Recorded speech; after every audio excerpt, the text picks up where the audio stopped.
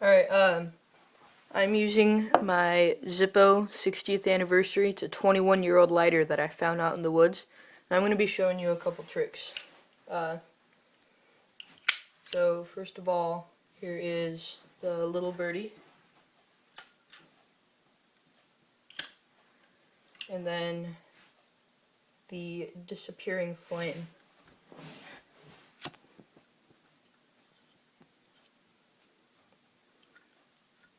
Hold on.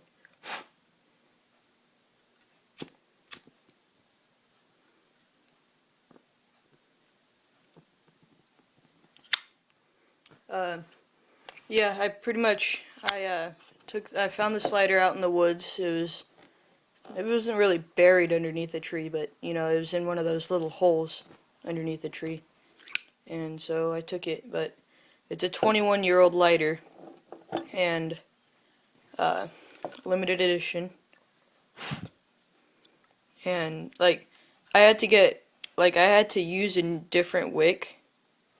Like my wick burnt off, so I had to that's not the original wick. It doesn't have any copper wire or anything around it. It's just a piece of yarn that I found that I pushed up through that hole and then drenched in Zippo fluid.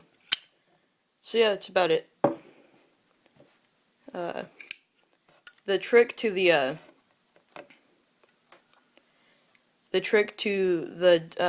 to where when you steal the flame is you gotta push your wick over on this side, the opposite side of the flint roller, and you push it over to the left, and when you light it, you tilt it like that so that is pointed up, and then you do that, and it's actually caught inside. I don't know if you can see it, but the flame is still inside, and it just takes air to make it go again.